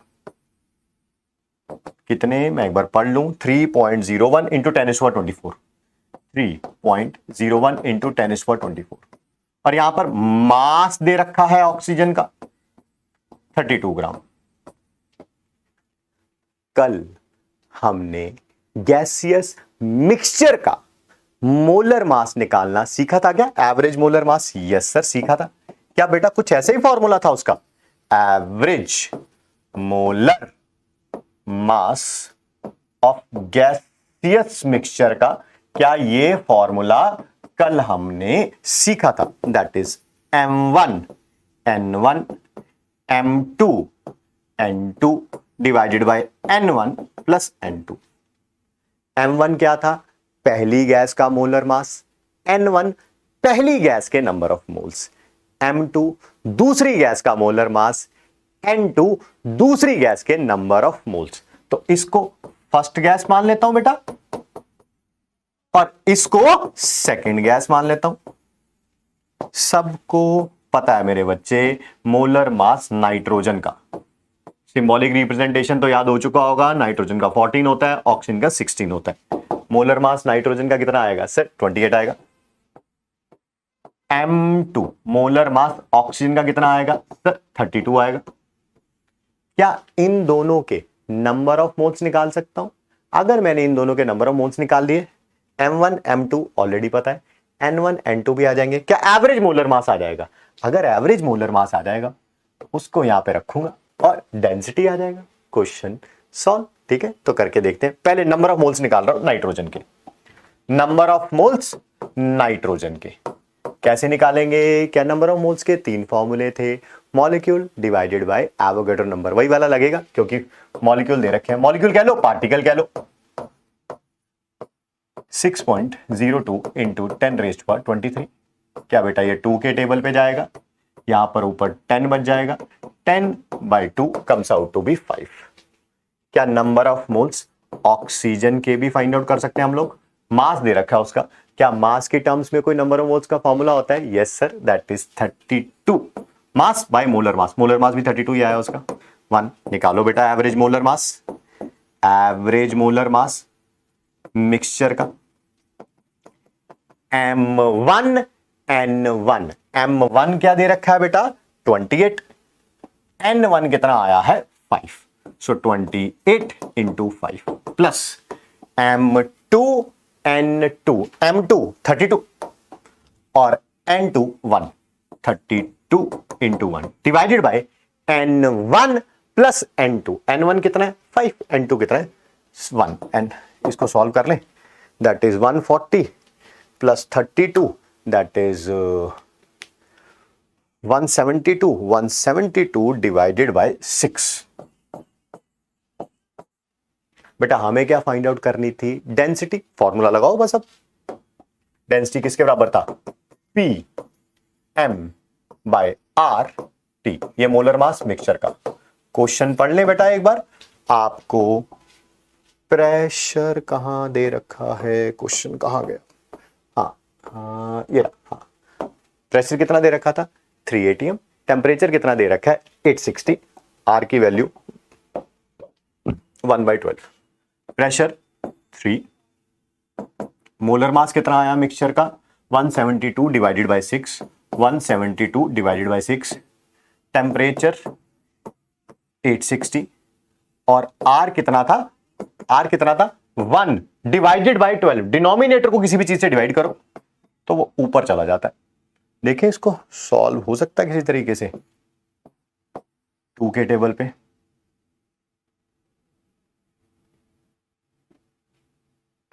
और 6 into 176 by 860। 6 into 176 divided by, थोड़ा टाइम की कमी है इस कारण यूज कर रहा हूं, नहीं तो कैलकुलेशन आसान है, कर सकते थे। 1.22 आएगा। 1.22 ग्राम पर लीटर। देखें कोई ऐसी ऑप्शन है? 1 हाँ ये option number B, that is 1.2 gram per litre. ठीक, आगे बढ़ते हैं बेटा। ऐसा करते हैं, एक छोटी सी चीज और बताते हैं। ठीक है, ये सारे छोटे छोटे टॉपिक्स हैं, इस कारण इनकी प्रैक्टिस भी कम कराई जा रही है। क्यों? क्योंकि छोटे छोटे टॉपिक्स हैं। ठीक है, अच्छा एक और टर्म हमें बतानी है, दैट इज क्वेश्चन कहीं छूटा तो नहीं है कोई? हाँ नहीं, कोई क्वेश्चन नहीं छूटा है। ठीक है, ठीक है, टॉपिक का नाम है वेपर डेंसिटी। अभी हमने बेटा एक टाइप की डेंसिटी पढ़ी थी। कौन सी डेंसिटी पढ़ी थी हम लोगों ने? That is absolute density. ये कौन सी पढ़ रहे हैं हम लोग? That is vapour density. Sir ये वेपर डेंसिटी होती क्या है? शॉर्ट फॉर्म में इसे ना वीडी लिख रहा हूं, वीडी, वेपर डेंसिटी। ठीक है, ये होता क्या? ये क्या है? दैट इज ऊपर जिसकी भी वेपर डेंसिटी फाइंड आउट कर रहे हो, जिसकी भी इसको लिख ही देते हैं ना, वेपर डेंसिटी ऑफ गैस। ऊपर क्या आएगा? Molar mass of gas. Molar mass कहना है, मोलर मास, मॉलिक्यूलर मास कहना है, मॉलिक्यूलर मास। आपकी मनमर्जी, फर्क यही है, मॉलिक्यूलर मास बोलूंगा तो ये यू में होगा, मोलर मास बोलूंगा तो ये ग्राम में होगा। H2 का molar mass 2 gram, molecular mass that is 2U। ठीक, अच्छा divided by molar mass of hydrogen. फिर वही, ये मोलर मास तो ये भी मोलर मास, ये मॉलिक्यूलर मास तो ये भी मॉलिक्यूलर मास। वो उसमें कोई टेंशन वाली बात नहीं है। ऊपर वाला का यूनिट ग्राम, नीचे वाले का यूनिट ग्राम, ऊपर वाले का यूनिट यू, नीचे वाले का यूनिट भी यू होगा फिर। ठीक है, अच्छा एक बात बताइए, सबसे पहली बात, क्या वेपर डेंसिटी का कोई यूनिट होगा? No, it is unitless. Sir क्यों यूनिटलेस? अभी अभी बताया, ऊपर यू तो नीचे भी यू, ऊपर ग्राम तो नीचे भी ग्राम, तो इट इज यूनिटलेस। ठीक है, sir vapour density find out कैसे करेंगे? क्या इस जिस भी गैस की वेपर डेंसिटी आप फाइंड आउट कर रहे हैं उसका मोलर मास ऊपर है, उसका मोलर मास, अगर मैं नाइट्रोजन की वेपर डेंसिटी फाइंड आउट कर रहा हूं तो ये नाइट्रोजन का मोलर मास है, ये ऑक्सीजन की वेपर डेंसिटी फाइंड आउट कर रहा हूं तो ये ऑक्सीजन का मोलर मास है, CH4 की फाइंड आउट कर रहा हूं, ये CH4 का मोलर मास है। ठीक है, वो वैल्यू तो चेंज हो जाएगी। क्यों चेंज हो जाएगी? गैस के ऊपर डिपेंड करती है ना भाई। अगर ये गैस नाइट्रोजन होती तो ये नाइट्रोजन का मोलर मास होता, ऑक्सीजन होती तो ऑक्सीजन का होता, मीथेन होती तो मीथेन का होता। न्यूमिनेटर तो चेंज हो जाएगा, डिनोमिनेटर तो फिक्स्ड ही रहेगा हमेशा। ठीक है, मोलर मास ऑफ हाइड्रोजन कितना होता है? 2, तो दैट इज क्या फॉर्मूला आ गया? कभी भी अगर आपको मोलर मास निकालना हो तो that is twice into vapour density, twice into vapour density. किसी गैस का अगर आपको मोलर मास निकालना है, अगर आपको उसकी वेपर डेंसिटी पता हो तो उसके 2 से मल्टीप्लाई कर दीजिए। मैं एक बार फिर रिपीट कर देता हूं, ये बात पता किसके बारे में हो रही है, फिर लिख के दिखा दें ताकि आपको अच्छे तरीके से समझ आ जाए। ये बात हो रही है कि इस कंटेनर के अंदर कोई गैस प्रेजेंट है, उसके बारे में बात हो रही है। एक सिंगल गैस प्रेजेंट है, सिंगल गैस प्रेजेंट है, ये उसी का मोलर मास है, ये उसी की वेपर डेंसिटी है। सर अगर इस कंटेनर के अंदर 2 या 2 से ज्यादा गैसेस प्रेजेंट होती है, यानी कि गैसियस मिक्सचर होता, यानी कि गैसियस मिक्सचर होता, उसके बारे में भी लिख लेते हैं कि ये रहा कंटेनर, इसके अंदर 2 या 2 से ज्यादा गैसेस प्रेजेंट है। नाम रख देते हैं A और B। ठीक है, तब क्या बोलेंगे? तब क्या बोलेंगे? फॉर्मूला वही रहेगा, बट क्या बोलेंगे उसे? अब उसे average molar mass of gaseous mixture, है ना, और वो किसके बराबर आ जाएगा? Twice into average vapour, average पूरा लिख देते हैं, vapour density of gaseous mixture. ठीक है, ठीक है, वो कोई प्रॉब्लम नहीं होनी चाहिए भाई। अगर एक है तो एक गैस के बारे में बात हो रही है, अगर गैसियस मिक्सचर है तो गैसियस मिक्सचर के बारे में बात हो रही है। फिर ये वेपर डेंसिटी भी क्या होगी? गैसियस मिक्सचर की। ये मोलर मास भी किसका होगा? गैसियस मिक्सचर का। अभी अभी ये फाइंड आउट भी किया हम लोगों ने, average molar mass of gaseous mixture पिछले वाले क्वेश्चन में, M1N1 plus M2 N2 divided by N1 plus N2। ठीक, कल चलिए आगे बढ़ते हैं, क्वेश्चन करके देखते हैं। क्वेश्चन क्या है, कब आया? एम्स 2003 में क्वेश्चन आया, बट क्वेश्चन पढ़ लें। Vapour density of A gas is 11.2। ठीक है, वेपर डेंसिटी एक गैस की दे रखी है, कितनी? 11.2। ठीक है। द वॉल्यूम ऑक्यूपाइड बाय, अच्छा वॉल्यूम पूछी हुई है, volume occupied by 1 gram of gas. आपसे वॉल्यूम ऑफ गैस पूछी हुई है, कहां पे पूछी हुई है? At STP. जब उसका क्या दे रखा है? मास। जब उसका क्या दे रखा है? मास दे रखा है गैस का 1 ग्राम। क्या बेटा ऐसे क्वेश्चन हम लोगों ने मेरे ख्याल से 20 तो नहीं तो अगर 15 किए होंगे, 15 से 20 क्वेश्चन हमने क्लास में किए, जब मास दिया होता था वॉल्यूम फाइंड आउट करनी होती थी। क्या करते थे? क्या करते हैं? ये वही टॉपिक है जिसमें पता क्या था, एक मास, पार्टिकल्स या वॉल्यूम, इन तीनों में से कोई एक चीज दी होती थी, कोई दूसरी चीज फाइंड आउट करनी होती थी। वही क्वेश्चन दोबारा आ गया। सबसे पहले क्या दिया हुआ है? मास। तो क्या फाइंड आउट करने पड़ेंगे इसके? Number of moles. Sir number of moles कैसे निकालते हैं? मास बाय मोलर मास। अरे सर मोलर मास कैसे निकालेंगे इसका? मोलर मास कैसे निकालेंगे इसका? क्या दे रखी है? Vapour density. क्या मोलर मास निकाल सकते हैं? Yes sir. लो भाई question solve. Twice into vapour density कितना आ गया? 22 पॉइंट, सॉरी ओश, कोई बात नहीं, दोबारा लिख लेते हैं, सब कुछ गायब हो गया। ठीक है, कोई बात नहीं। वेपर डेंसिटी गैस की 11.2, मोलर मास गैस का 2 इंटू 11.2 दैट इज 22.4 ग्राम।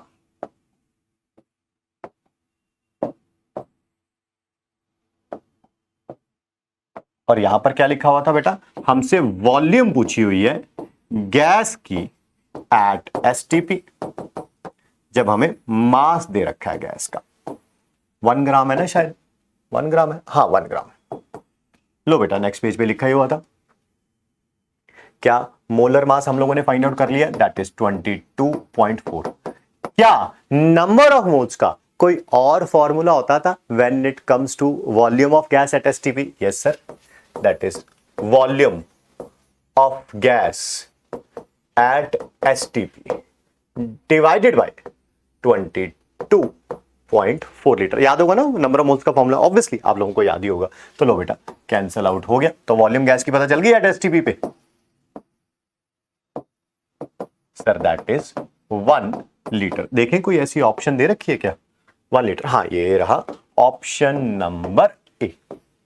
ठीक, चलिए आगे बढ़ते हैं। एक और क्वेश्चन है, बहुत अच्छा क्वेश्चन है, ध्यान से सुनते हैं समझते हैं। एक गैसियस मिक्सचर दे रखा है, ये रहा गैसियस मिक्सचर, किसका है? हाइड्रोजन का और CO2 का। ठीक है, जिसके अंदर 66% बाय मास क्या दे रखा है? CO2। 66% बाय मास का मतलब तो समझ आ गया ना।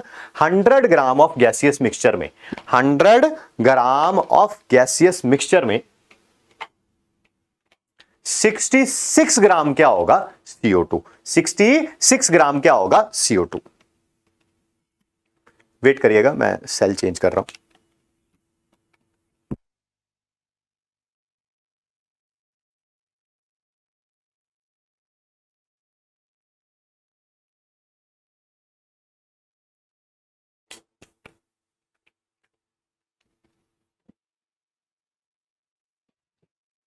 Please have a look. क्या?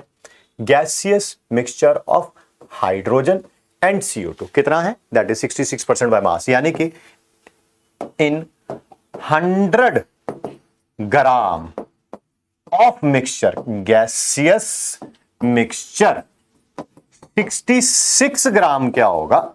CO2। तो सर हाइड्रोजन कितना होगा? कौन सी बड़ी बात है, 100 ग्राम टोटल था, 66 ग्राम CO2 है, तो हाइड्रोजन कितना होगा? 100 में से 64 माइनस कर दो, 34 ग्राम क्या होगा? हाइड्रोजन। आपसे वेपर डेंसिटी पूछी हुई है मिक्सचर की।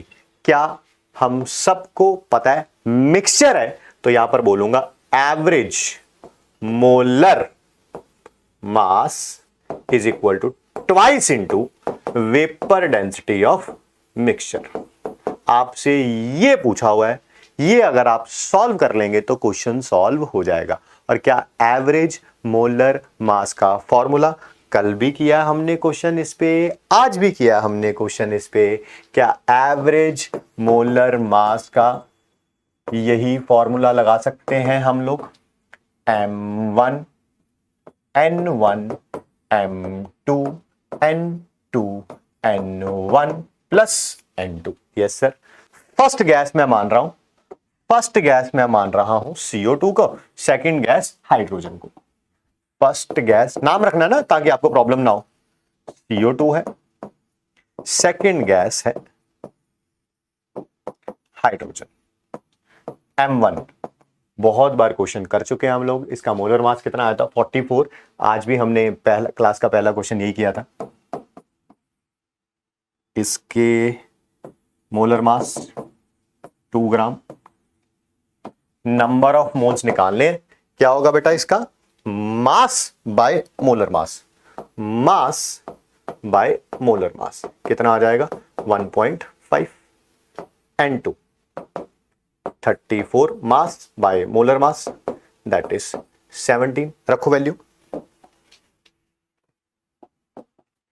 एवरेज मोलर मास M1 कितना था बेटा, दैट इज 44। N1 कितना था 1.5, M2 34। ठीक है, सॉरी M2 2 आया था, नंबर ऑफ मोल्स कितने आए थे 17। ठीक है, सही लिखा है। M1 N1 M2 N2 divided by N1 plus N2। ये था N1, ये था N2, दोनों को ऐड कर देंगे तो 18.5। इसको सॉल्व करेंगे तो वैल्यू पता कितनी आएगी, दैट इज 44 को 1.5 से करते हैं तो आता है 66, 34, 18.5। ठीक है, टाइम की कमी है तो 100 divided by 18.5 that is 5.4। But हमें तो वेपर डेंसिटी निकालनी है। Average molar mass is equal to twice into vapour density of mixture. ये 5.4 आया है, ये 2 है, तो क्या वेपर डेंसिटी मिक्सचर की कितनी आ जाएगी 2.7। कितनी 2.7, 2 इधर आगे डिवाइड हो जाएगा ना 2.7। ठीक है, एक और करते। The vapour density of mixture. अच्छा, आपकी बार वेपर डेंसिटी दे रखी है, मोल फ्रैक्शन पूछी हुई है। पहली बात मैं मोल फ्रैक्शन का मतलब बता दें। ठीक है, क्या मोल फ्रैक्शन क्या होती है, जिसकी भी मोल फ्रैक्शन पूछी है उसके moles divided by total moles. मैं रिपीट कर देता हूं, जिसकी भी मोल फ्रैक्शन पूछी है उसके moles divided by total moles. ठीक, तो जरा ध्यान से पढ़ना और समझना शुरू करें क्वेश्चन को। वेपर डेंसिटी मिक्सचर की, वेपर डेंसिटी मिक्सचर की कितनी दे रखी है 27.6। क्या एवरेज मोलर मास पता चल जाएगा? हाँ सर, मिक्सचर का twice into vapour density 2 into 27.6 that is 55.2। ठीक है, आपसे मोल फ्रैक्शन पूछा है N2O4 का। पहले मोल फ्रैक्शन का मतलब समझ लें। मोल फ्रैक्शन, वैसे मोल फ्रैक्शन हमने कॉन्सेंट्रेशन टर्म्स में भी पढ़ना है, वो भी इसी चैप्टर में पढ़ना है। ऑफ N2O4 किसके बराबर होगा, नंबर ऑफ मोल्स N2O4 के divided by number of moles NO2 plus number of moles of N2O4। ठीक है भाई, जिसकी मोल फ्रैक्शन फाइंड आउट करनी है उसके moles divided by total number of moles. ठीक है, एक बात मैंने थोड़ी देर पहले बोली थी, मैं आपको वो पेज दिखा भी देता हूं ताकि हम दोबारा बोलेंगे तो आपको याद आ जाएगा। ये रहा, ये देखो भाई, है ना, आराम से लाइन लिखी हुई है, देख लो, सुन लो, समझ लो। इसी लाइन को हमने अप्लाई किया है। क्या लिखा है देखना जरा, एवरेज मोलर मास जो भी आपने गैसियस मिक्सचर का निकाला है, भाई इसके अंदर 2 गैसेस थी A और B, तो जो एवरेज मोलर मास आया उस समय टोटल मोल्स कितने 1, उस समय टोटल मोल्स कितने हैं 1। जो भी एवरेज मोलर मास आया गैसियस मिक्सचर का, उसके अंदर टोटल मोल्स, एवरेज मोलर मास किसका मास होता है, एवरेज मोलर मास कितने मोल्स का मास होता है? एक का। मैं लाइन रिपीट कर देता हूं, 1 mole of any gas has mass is equal to molar mass. तो एवरेज मोलर मास में जब टोटल मोल्स कितने होंगे? 1। टोटल मोल्स कितने होंगे? 1। ठीक है, तो वापस चलते हैं टॉपिक की तरफ। क्या इतना तो पता चल गया ये टोटल मोल्स है मिक्सचर के? Yes sir. और क्या दोनों मिला के 1 है? Number of moles of NO2 plus number of moles of N2O4 कितने हैं? 1। मैंने लेट कर लिया कि ये x मोल्स हैं, तो NO2 के कितने हो जाएंगे? सर वो कौन सी बड़ी बात है, number of moles of NO2 हो जाएंगे, फिर 1 माइनस एक्स, खत्म। अगर ये दोनों मिला के 1 है, ये x हो गए, ये x हो गए, तो दूसरा कितना हो जाएगा? 1 माइनस एक्स। लो भाई, क्वेश्चन सॉल्व करना शुरू करो। एवरेज मोलर मास पता चल चुका है? Yes sir. एवरेज मोलर मास का फॉर्मूला लगा दो। एवरेज मोलर मास का फॉर्मूला लगा दो। क्या एवरेज मोलर मास का यही फॉर्मूला था? m1 n1 m2 n2 divided by n1 plus n2। बेटा बस इतना ध्यान रखना, फर्स्ट गैस मैंने NO2 मानी है, यानी कि जहां पर N1 लिखूंगा ना, इसका मतलब है नंबर ऑफ मोल्स NO2 के, जो कि कितने? 1 माइनस एक्स। सेकेंड गैस मैंने N2O4 मानी है, यानी कि जहां पर मैं लिखूंगा N2, वो नंबर ऑफ मोल्स होंगे N2O4 के, दैट इज कितने हैं वो? X। ठीक। दूसरी बात नेक्स्ट पेज पे लिख लेता हूं, स्पेस नहीं है। M1 यानी कि मोलर मास NO2 का, नाइट्रोजन का 14, ऑक्सीजन का 2 × 16, ठीक है, 32 आ जाएगा, प्लस 14 46 आ जाएगा। M2 मोलर मास N2O4 का 92। बस बेटा वैल्यू रख लो, है क्वेश्चन सॉल्व होने के बिल्कुल पास आ चुके हैं हम लोग। एवरेज मोलर मास कितना आया था? मैं भूल गया कितना आया था। हाँ 55.2 आया था। मैं दिखा देता हूं, कोई ऐसी बात नहीं, 55.2 आया था।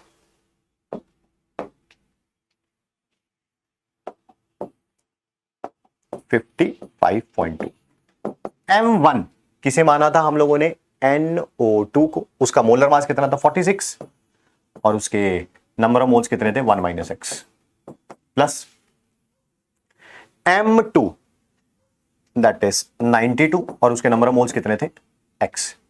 क्या पता है ना, नीचे टोटल नंबर ऑफ मोल्स आना था N1 प्लस N2 1 है ना, अभी बोला था टोटल मोल्स गैसियस मिक्सचर में कितने हैं? 1। ये रहा टोटल मोल गैसियस मिक्सचर में कितने हैं? 1। तो वही रख दिया मैंने, वही रख दिया। यहां पर क्या आ जाएगा? 1। सॉल्व कर लो बेटा, इसे सॉल्व कर लो। 55.2 46 माइनस 46x प्लस 92x, इसको सॉल्व करेंगे। 55 में से 46 माइनस हो जाएगा, 55.2 minus 46 is equal to 46x। तो x किसके बराबर आ जाएगा? ये आ जाएगा 9.2 divided by 46, that is 1/5, that is 0.2। Sir ये तो मोल्स आए हैं N2O4 के, हमें निकालनी थी मोल फ्रैक्शन। मोल फ्रैक्शन किसके बराबर होगी? जितने मोल्स आए हैं N2O4 के, जिसे x माना था, डिवाइडेड बाय टोटल मोल्स। क्या बेटा इसको हमने x माना था? यस। x की वैल्यू 0.2 आ चुकी है। यस। और टोटल मोल्स कितने थे? टोटल मोल्स कितने थे? कम से कम 4 बार इस क्वेश्चन में रिपीट कर दिया। कितने थे? 1। तो क्या मोल फ्रैक्शन किसके बराबर आ जाएगी? दैट इज 0.2 के बराबर आ जाएगी। खत्म। क्या ऐसी कोई ऑप्शन दे रखी है? कहां गया क्वेश्चन, कहां गया? ये रहा, 0.2 भी दे रखा है। ठीक है,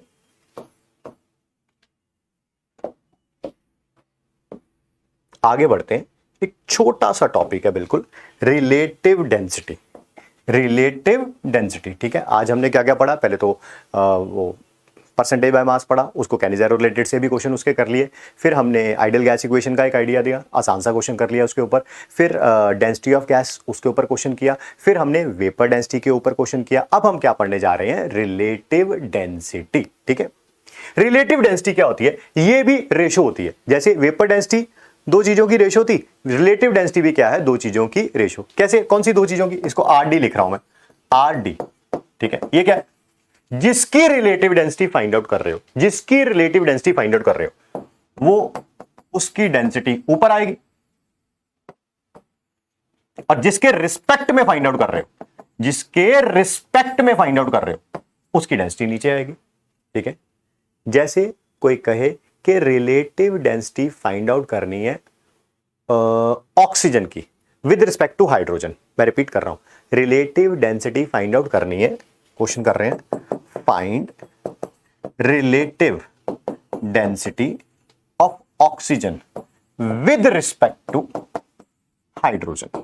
तो लो सर, फॉर्मूला क्या हो गया, जिसकी रिलेटिव डेंसिटी फाइंड आउट करनी है उसकी डेंसिटी ऊपर आएगी, तो डेंसिटी ऑफ ऑक्सीजन ऊपर आएगी, डिवाइडेड बाय क्या, density of hydrogen.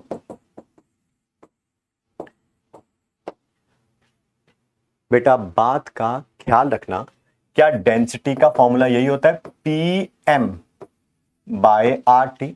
Yes sir, पहली गैस की density PM by R T, दूसरी गैस की density PM by R T.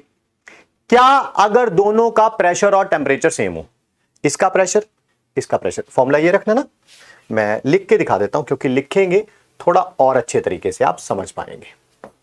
पहले ऊपर पहली गैस के बारे में बात कर रहा हूं, पी एम फर्स्ट गैस का बाय आर टी, डिवाइड करूंगा PM by R T, P M second gas का, divided by R T. Denominator को किसी भी चीज से डिवाइड करो, ऊपर चला जाता है बच्चे। क्या ये आर टी और आर टी कैंसिल आउट हो जाएंगे? ठीक है सर। क्या ये पी और पी कैंसिल आउट हो जाएंगे? सर कैसे हो गए? बेटा कंडीशंस मैंने जो मानी है कंडीशंस टेंपरेचर और प्रेशर की क्या मानी है, सेम। यानी कि जो पहली गैस का प्रेशर है वही दूसरी गैस का प्रेशर है, कैंसिल आउट हो गया। जो पहली गैस का टेंपरेचर है वही दूसरी गैस का टेंपरेचर है, कैंसिल आउट हो गया। आर तो पता ही है, यूनिवर्सल गैस कांस्टेंट, उसने तो कैंसिल आउट हो ही जाना था। ये वाला जो फॉर्मूला है, क्या ये यही बन गया? रिलेटिव डेंसिटी का फॉर्मूला यही बन गया। ऊपर क्या आ जाएगा? मोलर मास फर्स्ट गैस का divided bye molar mass of second gas. First gas वो है जिसकी रिलेटिव डेंसिटी आप फाइंड आउट कर रहे हैं, सेकेंड गैस वो है जिसके रिस्पेक्ट में फाइंड आउट कर रहे हैं। सेकेंड गैस वो है जिसके रिस्पेक्ट में फाइंड आउट कर रहे हैं। मेरे पास स्पेस नहीं है तो मैं इस कारण लिख नहीं पा रहा हूं, प्लीज आप लिख लीजिएगा। क्या ये सेकेंड गैस वो गैस है जिसके रिस्पेक्ट में आप फाइंड आउट कर रहे हैं, फर्स्ट गैस वो है जिसकी रिलेटिव डेंसिटी आप फाइंड आउट कर रहे हैं। ठीक है, तो ये फॉर्मूला हो गया। आगे बढ़ते हैं, इसी के ऊपर एक क्वेश्चन करते हैं। एक क्वेश्चन तो यही हो गया, क्या फॉर्मूला बन जाएगा? ऊपर क्या आ जाएगा? मोलर मास ऑक्सीजन का, नीचे मोलर मास हाइड्रोजन का। ठीक है, कंडीशन अप्लाई, दोनों के टेंपरेचर और प्रेशर क्या होंगे? सेम। ठीक है, ऐसा ये क्वेश्चन हमारे पास है भी यहां पे। ये देखिए प्लीज, क्या density of ozone relative to methane, यानी कि किसकी रिलेटिव डेंसिटी फाइंड आउट करनी है हम लोगों को? ओजोन की relative density of ozone. Ozone का फॉर्मूला पता ही है बेटा, that is O3 relative to methane. ऊपर क्या आ जाएगा? That is density of ozone, नीचे क्या आ जाएगा? Density of methane. जिसके रिस्पेक्ट में फाइंड आउट करनी है उसको नीचे लिखना है। Under similar conditions of temperature and pressure, इसका भी पीएम बाय आरटी लिखूंगा, इसका भी पीएम बाय आरटी लिखूंगा, वो दोनों पी आर टी क्या हो जाएंगे? Cancel out. तो ऊपर किसका मोलर मास आ जाएगा? ओजोन का। नीचे किसका मोलर मास आ जाएगा? मीथेन का। सिंबॉलिक रिप्रेजेंटेशन अभी तक याद हो चुके होंगे, बट फिर भी आपकी रेफरेंस के लिए हम लोग लिख देते हैं। क्या बेटा मोलर मास ओजोन का फाइंड आउट करना आता है हमें? Yes sir, that is 16 into 3 हो जाएगा। क्या मोलर मास ओजोन का तो लिखते हैं 16 इंटू 3, मीथेन का फाइंड आउट करना आता है? यस सर, 16 प्लस 4 इंटू 1 कितना आ जाएगा? 12 into 1 plus 4 into 1 that is 16। 16 से 16 कैंसल आउट, कितना आ जाएगा 3। आंसर ये भी क्या आ गया 3। क्या एक छोटी सी चीज है जो पिछले पेज पे लिख भी रहा हूं, बता भी रहा हूं, रिलेटिव डेंसिटी भी बेटा यूनिटलेस होगी, है ना बेटा। ऊपर बी डेंसिटी है, नीचे वी डेंसिटी है, जो इसका यूनिट होगा इसका यूनिट होगा, कैंसिल आउट हो जाएगा। या मोलर मास के टर्म्स में भी लिखोगे तो ऊपर जो मोलर मास होगा ग्राम में, नीचे भी मोलर मास होगा ग्राम में, वो भी क्या हो जाएगा कैंसिल आउट हो जाएगा। ठीक है, आज हम लोगों ने एक टॉपिक और सोचा था कराएंगे, that is volume contraction, but इसको हम नेक्स्ट क्लास में करेंगे अब। ठीक है, मैं चाहता हूं सैटरडे और संडे आप जबरदस्त मेहनत करें, ठीक है, और जो जो पढ़ाया गया है आप उसे रिवाइज करें। संडे आफ्टरनून के टाइम के आसपास नोटिफिकेशन आपको आ जाएगा। ठीक है, मैं लाइव भी आऊंगा आपके डाउट्स के लिए। ठीक है, 15 मिनट्स 20 मिनट्स 25 मिनट्स जितना भी टाइम लगेगा हम डेफिनेटली देंगे। ठीक है, ताकि आपके डाउट्स को हम क्लियर कर सकें।